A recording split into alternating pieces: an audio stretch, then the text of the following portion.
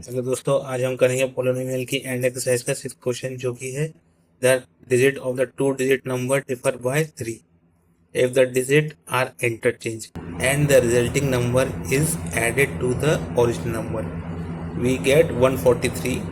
find both the number. मतलब क्या है इस क्वेश्चन का? द डिजिट और टू डिजिट नंबर, मतलब कि ऐसा नंबर लेना है टू डिजिट का जिसका अंतर कितना हो, कितने का अंतर हो, 3 का. If the digit are interchange, अगर उस डिजिट को क्या करते हैं, इंटरचेंज करते हैं, तो उसका जो resulting number is added to the original number, तो उसका जो रिजल्टिंग नंबर होगा उस नंबर को ओरिजिनल नंबर के साथ अगर ऐड करेंगे तो उसका आंसर कितना आएगा, 143. तो फाइंड बोथ द नंबर, तो उन दोनों नंबर को फाइंड करना है. तो उसके लिए सबसे पहले क्या लिखेंगे, लेट द, यहाँ लिख लेते हैं let the 10 digit number be A. और ऐसे ये 10 डिजिट हो गया. अब कौन सा लिखेंगे, 1 डिजिट वाला, 1 डिजिट बी मान लिया. और सबसे पहले ओरिजिनल नंबर लिख लेते हैं यहाँ से, क्योंकि ओरिजिनल नंबर पूछा है. तो ओरिजिनल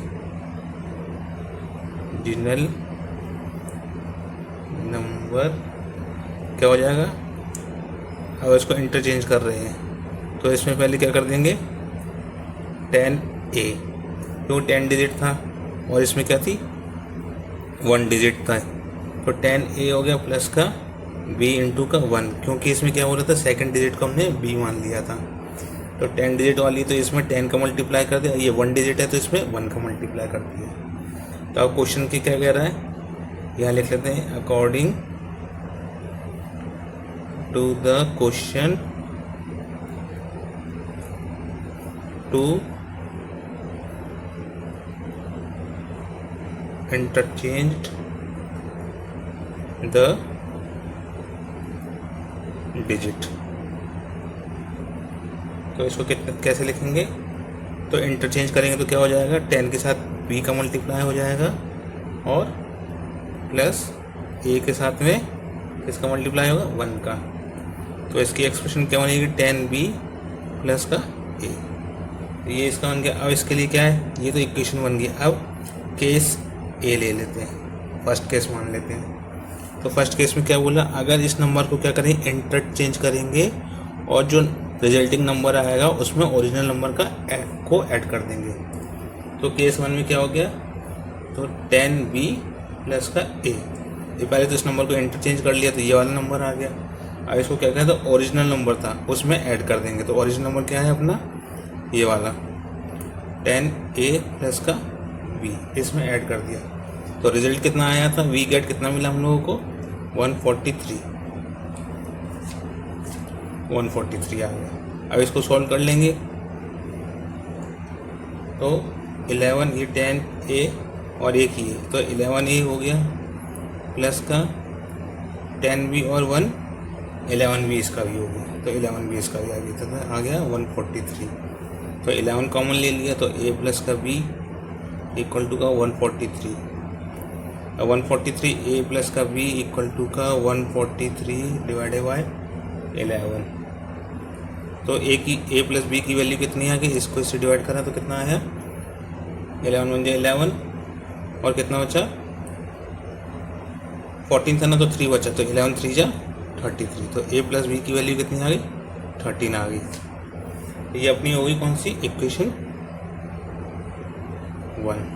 इसको आगे कर लेते हैं. अब ये हो गया केस 1. तो इसमें क्या निकल गई, ए और बी की वैल्यू निकल गई. इसी तरीके से इसका केस 2 ले लेंगे. तो केस 2 को इधर ले लेते हैं जिससे कि सामने दिखता रहेगा. इसको यहाँ पर रख देते हैं जिससे कि हम सामने देख सकते. तो केस क्या कह रहा था, इसमें ऐड द ओरिजिनल नंबर. तो इसमें कितना करेंगे, अब केस 2 में क्या बोला, इसमें कितने का डिफरेंस था, 3 का डिफरेंस था. तो केस सेकंड यहाँ लिख लेते हैं. तो क्या बोला था, a माइनस का b इक्वल टू का 3, क्योंकि दो डिजिट मांगे थे तो उसमें कितना था, 3 का डिफरेंस था. तो फिर उसको इंटरचेंज कर दिया तो b माइनस का a भी कितना हो जाएगा, 3 हो जाएगा. तो ये इक्वेशन इसको यहाँ रख लेते हैं. तो ये हो गई अपनी सेकंड इक्वेशन, ये हो गई अपनी थर्ड इक्वेशन. तो फिर क्या करेंगे, इन दोनों को ऐड कर देंगे, add equation 1 and 2 plus second और थर्ड,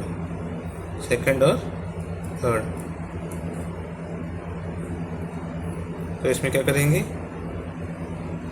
ये प्लस का b प्लस का ये माइनस का b, तो इसमें से कितना हो गया, b कट गया, इधर कितना लिख दिया हमने 13 प्लस का 3, तो इसमें से b कट गया तो 2a आ गया इक्वल टू का 16 आ गया, तो a की वैल्यू कितनी आ गई 16 अपॉन का 2, तो इसकी वैल्यू कितनी आ गई 8, a की वैल्यू कितनी आ गई, यहाँ लिख दिया 8, तो 8 आ गई इसकी a की वैल्यू।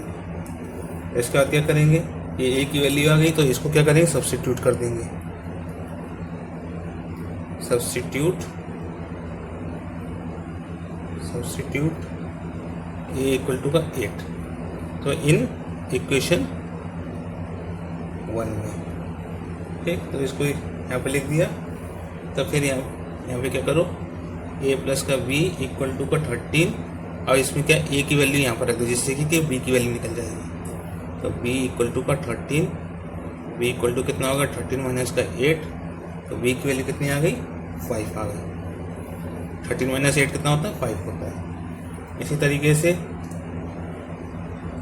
ये हो गई a की वैल्यू हो गई, ये होगी b की वैल्यू। अब क्या करते हैं, इसको थर्ड क्वेश्चन में लिख लेते हैं, ये 85 आया था, इसके बाद एक बार और इसको यहाँ पे रखते हैं। इक्वेशन में नंबर क्या आएगा इसमें, तो इक्वेशन क्या है इसकी, तीसरा नंबर। सबसे पहले ये जो नंबर निकालना है हम लोगों को, इसको किस नंबर कैसे निकलेगा, सबसे पहले क्या करेंगे, इक्वेशन जो इसको किस में 1 और 2 को दोबारा से ऐड कर लेंगे, दोबारा से यहाँ पे लेंगे इक्वेशन प्लस का b ऐड, तो इसको कितना लिखा 10 इंटू का a की वैल्यू कितनी थी 8 थी, 3 प्लस का 1 एंड 3 थी, तो उसमें क्या था 10 का 80, और b की वैल्यू कितनी थी b माइनस का a, इक्वल टू कितना आएगा 80 प्लस का 3, क्योंकि दोनों में इसका फाइनल आंसर हो गया।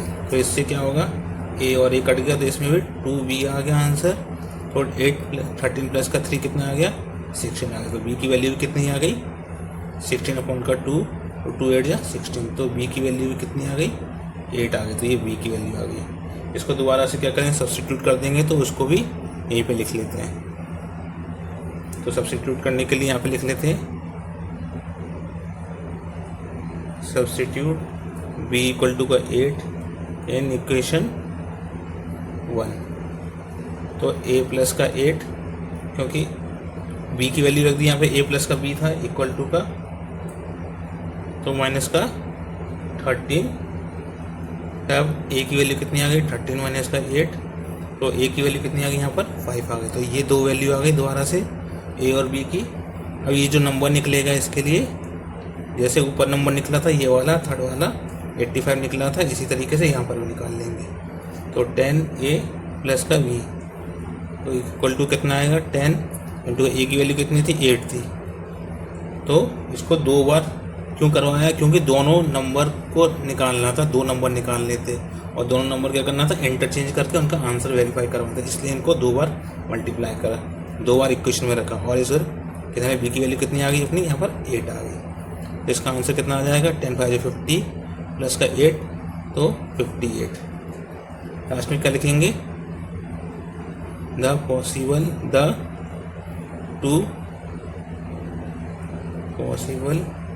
नंबर इज 58 एंड 85, ये इसका फाइनल आंसर आ जाएगा।